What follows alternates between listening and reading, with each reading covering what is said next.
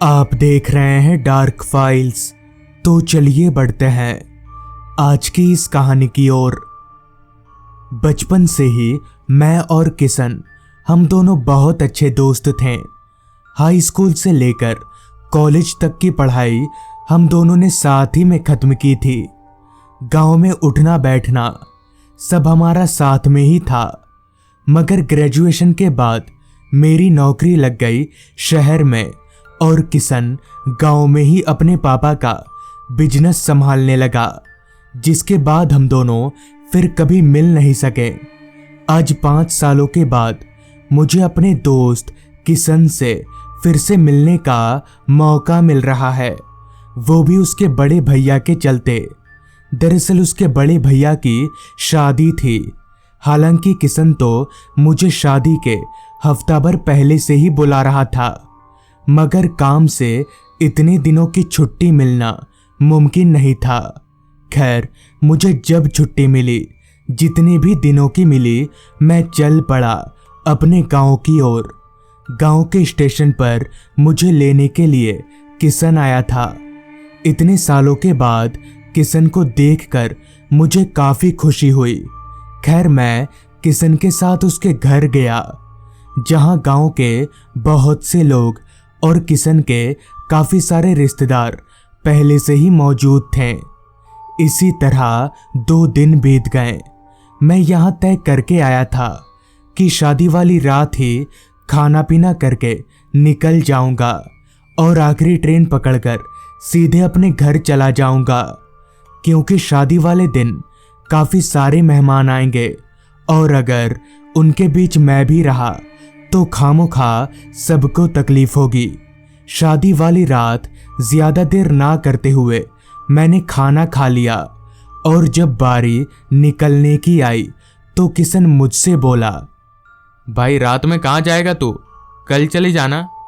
इस पर मैंने बोला, अरे नहीं भाई, एक रात में क्या हो जाएगा, वैसे भी अभी आखिरी ट्रेन में काफी वक्त है, तो मैं आराम से टहलते फिरते चला जाऊंगा। इस पर किशन ने दोबारा कहा, ठीक है फिर चल, मैं छोड़ देता हूं। किशन की इस बात पर मैंने उसे साफ तौर पर मना कर दिया, क्योंकि मैं देख रहा था किशन बहुत बिजी था। जिसके बाद ज्यादा देर ना करते हुए मैंने फटाफट अपना बोरिया बिस्तरा उठाया और स्टेशन की तरफ चलता बना। तब घड़ी में रात के 9 बज रहे थे और मेरी ट्रेन 10:30 बजे की थी। तो फिलहाल मेरे हाथ में 1.5 घंटे का वक्त था, जिस वजह से मैं आराम से चल रहा था। मेरे एक हाथ में मेरे कपड़ों का बैग था और दूसरे हाथ में बैटरी टॉर्च, जो निकलते वक्त मुझे किशन ने दिया था, ये कहकर कि रास्ते में बहुत ज्यादा अंधेरा रहता है, जो कि सच में था, क्योंकि रास्ते पर एक भी स्ट्रीट लाइट नहीं थी। ऐसा लग रहा था जैसे किसी ने काले रंग की चादर से पूरे माहौल को ढक दिया हो। अभी मैं आगे बढ़ ही रहा था कि तभी एक तेज रोशनी से वो पूरा माहौल दिन में तब्दील हो गया। वो रोशनी आसमान में बिजली चमकने की थी। इसका मतलब साफ था कि मौसम बिगड़ने वाला है। मुझे काफी हैरानी हुई कि इतनी जल्दी मौसम आखिर बदल कैसे गया, अभी तो एकदम सही था। खैर, मैंने एक दफा अपने अगल बगल देखा, मगर वहां सिर छुपाने जैसा कुछ भी नहीं था, और अगर ऐसे में बारिश आ गई तो मुझे भीगने से कोई नहीं बचा सकता। यही सोचकर मैंने अपने चलने की रफ्तार बढ़ा दी।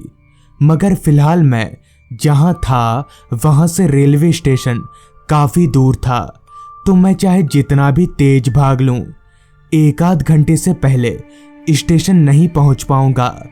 तभी चलते चलते मुझे याद आया कि रेलवे स्टेशन तक पहुंचने का एक दूसरा शॉर्टकट भी है, पर क्योंकि मैं अपने गांव काफी सालों के बाद आया था, इसलिए असल में वो रास्ता है किधर मुझे ठीक से याद नहीं था। अभी मैं वहां खड़े होकर चारों बगल देख ही रहा था कि तभी मेरी नज़र मुझसे कुछ ही दूरी पर खड़े एक आदमी पर गई। उस आदमी को देखकर मैं बहुत हैरान हुआ, क्योंकि जब थोड़ी देर पहले मैंने चारों बगल देखा था तब तो यहाँ कोई नहीं था। फिर ये आदमी आया कहाँ से? मगर फिर मैंने सोचा कि अच्छा ही हुआ ये आदमी दिख गया। अब मैं उस शॉर्टकट रास्ते के बारे में इस आदमी से पूछ सकता हूँ। लिहाजा मैं उस आदमी के पास गया और बोला, भाई साहब, आप जानते हैं क्या ये स्टेशन जाने वाला रास्ता, मतलब शॉर्टकट रास्ता, वो किधर है? तो इस पर उस आदमी ने अपनी दबी सी आवाज में कहा, आगे जाकर दाएं ले लो। जिसके बाद मैं उस आदमी के बताए गए रास्ते की तरफ आगे बढ़ने लगा। कुछ दूर आगे जाते ही मुझे एक मोड़ दिखा, जिधर से मैं दाईं ओर मुड़ गया। वो रास्ता पहले वाले रास्ते से भी ज्यादा सुनसान और खामोशी में डूबा हुआ था। मगर पता नहीं क्यों मुझे उस रास्ते पर कुछ अजीब सा लग रहा था। मुझे ऐसा लग रहा था जैसे मैं किसी अलग रास्ते पर आ गया हूं और ये रास्ता स्टेशन की तरफ नहीं जाता। खैर, मैं आगे बढ़ता रहा, ये सोचकर कि शायद मैं काफी सालों के बाद यहां आ रहा हूं, इसलिए ऐसा लग रहा है। उस रास्ते पर चारों तरफ टॉर्च मारते हुए अभी मैं आगे बढ़ ही रहा था कि तभी मेरी नज़र मुझसे कुछ ही दूरी पर जमीन पर बैठे एक बच्चे पर गई। इतनी रात गए उस बच्चे को उस वीरान रास्ते पर देखकर मुझे बहुत हैरानी हुई। उस बच्चे की उम्र यहीं कोई 6-7 साल की रही होगी। हैरान होते हुए मैं उस बच्चे के करीब गया और बोला, ओए छोटू, तुम इतनी रात को यहाँ पर क्या कर रहे हो? मगर इस पर उस बच्चे ने कोई जवाब नहीं दिया। उल्टा वो वहां से उठकर रास्ते के किनारे जंगलों में चला गया। इससे पहले कि मैं और ज्यादा हैरान हो पाता, अचानक ही जोरदार बारिश शुरू हो गई। बारिश को देखते हुए मैं तुरंत ही पास ही में खड़े एक पेड़ के नीचे जाकर ठहर गया। मगर बारिश इतनी तेज थी कि उस पेड़ के नीचे रहकर भी मैं भीग रहा था।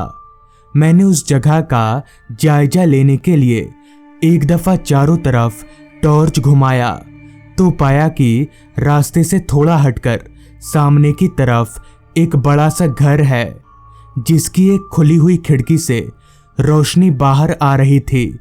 मुझे लगा शायद उस घर में कोई रहता होगा, तभी लाइट जल रही है और अगर मैं उस घर तक पहुंच गया तो इस बरसात से बच सकता हूं। लिहाजा मैं दौड़कर उस घर की तरफ जाने लगा। मगर जैसे ही मैं उस घर के थोड़ा नजदीक पहुंचा तो मेरी हैरानगी की कोई सीमा ना रही, क्योंकि उस घर के ठीक बगल में ही 2-4 कब्रें बनी हुई थीं।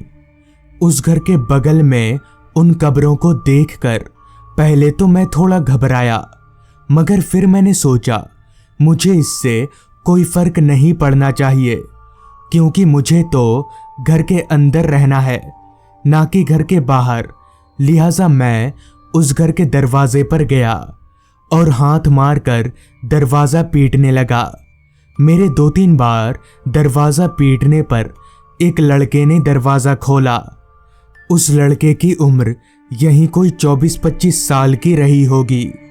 तभी उस लड़के ने मुझसे कहा, क्या हुआ, आप कौन? इस पर मैंने कहा, दरअसल बहुत बारिश हो रही है, तो क्या बारिश रुकने तक मुझे यहाँ पर रुकने देंगे?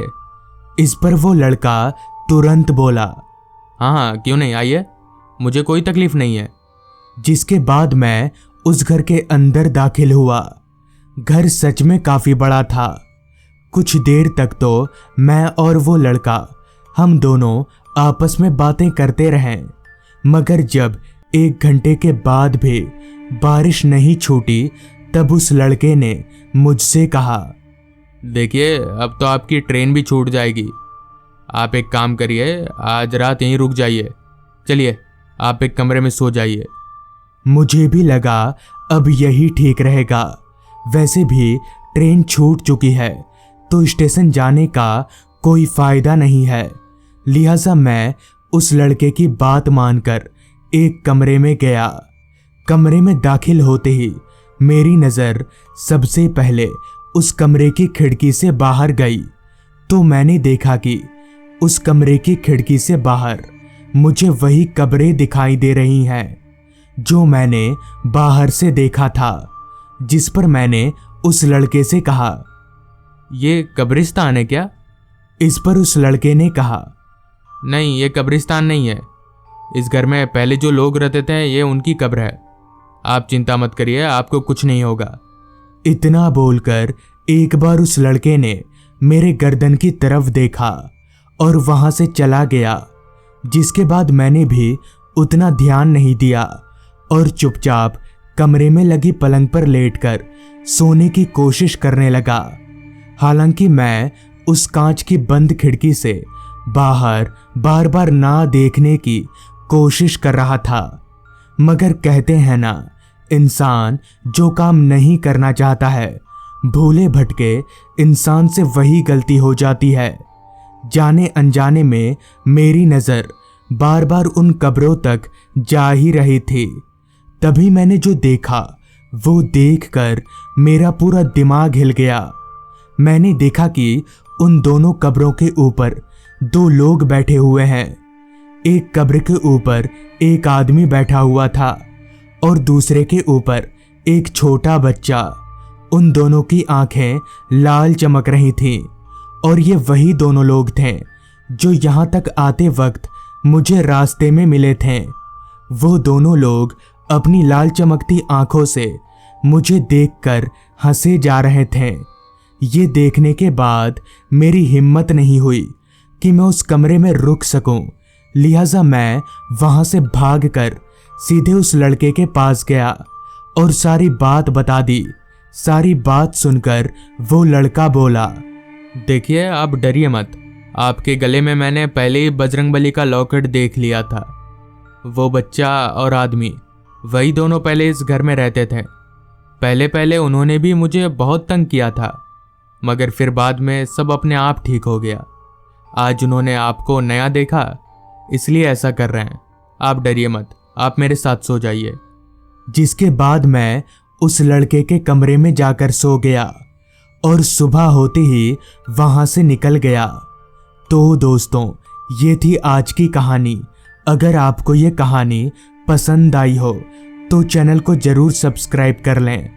तो मैं आपका दोस्त आर्यन जल्द ही मिलूंगा आपसे ऐसी ही एक कहानी के साथ।